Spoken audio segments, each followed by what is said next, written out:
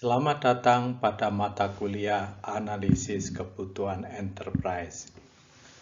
Modul ini akan membahas pengantar tentang analisis strategi. Dan perlu saya sampaikan, berbeda dengan perkuliahan sebelumnya, pada pembahasan analisis strategi akan lebih ditekankan pada teknik-teknik yang digunakan, bukan langkah-langkah yang kita harus laksanakan.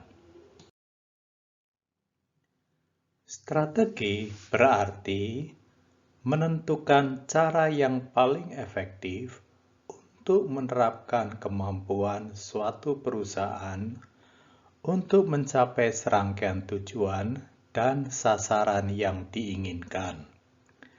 Strategi mungkin ada untuk seluruh perusahaan, untuk divisi, departemen atau wilayah, dan untuk produk, proyek, atau iterasi.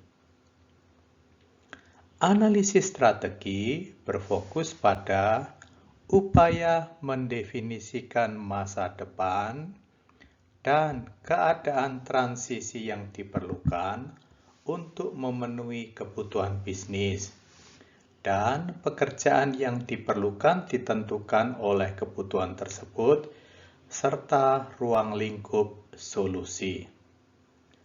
Analisis strategi akan memberikan konteks pada analisis kebutuhan dan definisi desain untuk perubahan tertentu. Analisis strategi harus dilakukan pada saat kebutuhan bisnis diidentifikasi. Analisis strategi adalah aktivitas berkelanjutan yang menilai setiap perubahan dalam kebutuhan itu, dalam konteksnya, atau informasi baru apapun yang mungkin menunjukkan bahwa penyesuaian terhadap strategi perubahan mungkin diperlukan. Pada saat melakukan kegiatan analisis strategi, seorang analis bisnis harus mampu berpikir strategis. Berpikir strategis itu apa? Untuk memahaminya, silakan dilihat gambar berikut ini. Gambar ini berasal dari cerita klasik India yang menyatakan bagaimana 6 orang buta tunanetra berusaha menjelaskan tentang seekor gajah. Orang buta yang pertama, karena kebetulan memegang ekor dari gajah tersebut, maka dia menyatakan, "Oh, gajah itu bentuknya seperti tali."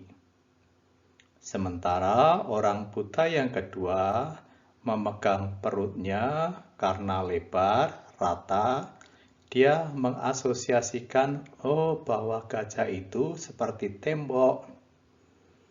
Sedangkan orang buta yang ketiga memegang kaki gajah dan dia mengasosiasikan bahwa seekor gajah bentuknya mungkin seperti pohon. Di sisi lain, orang buta keempat yang memegang gading gajah dan merabanya, dia menyatakan bahwa gajah itu seperti mata tombak. Orang buta kelima, karena memegang belalai, menyatakan bahwa gajah itu mirip dengan seekor ular. Dan orang buta yang keenam, karena memegang telinganya, menyatakan ternyata gajah itu bentuknya seperti permadani atau karpet. Sementara kita orang yang bisa melihat menyatakan, ya bukan itu deskripsi gajah yang seharusnya. Nah, berpikir strategis adalah mampu berpikir secara utuh dan menyeluruh, sehingga kita bisa menyatakan bentuk gajah yang sesungguhnya. Sementara orang-orang buta ini bisa dianggap sebagai orang yang hanya fokus pada bidang kegiatannya atau fokus menggunakan pendekatan tertentu saja. Knowledge area atau area pengetahuan di dalam analisis strategi adalah pertama, menganalisis keadaan saat ini, berupa memahami kebutuhan bisnis dan bagaimana hal itu berkaitan dengan cara perusahaan berfungsi saat ini. Menetapkan garis dasar dan konteks untuk perubahan. Yang kedua, mendefinisikan keadaan masa depan. Mendefinisikan tujuan dan sasaran yang akan menunjukkan bahwa kebutuhan bisnis telah terpenuhi dan menentukan bagian mana dari perusahaan yang perlu diubah untuk memenuhi tujuan dan sasaran tersebut. Yang ketiga, menilai risiko.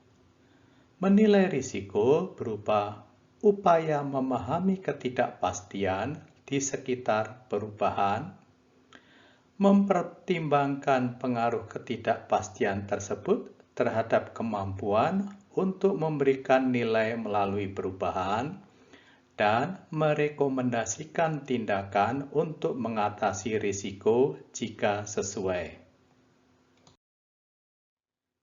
Yang keempat, mendefinisikan strategi perubahan, berupa melakukan analisis kesenjangan antara kondisi saat ini dan kondisi masa depan, menilai opsi atau pilihan untuk mencapai kondisi masa depan, dan merekomendasikan pendekatan nilai tertinggi untuk mencapai kondisi masa depan, termasuk setiap kondisi transisi yang mungkin diperlukan di sepanjang jalan.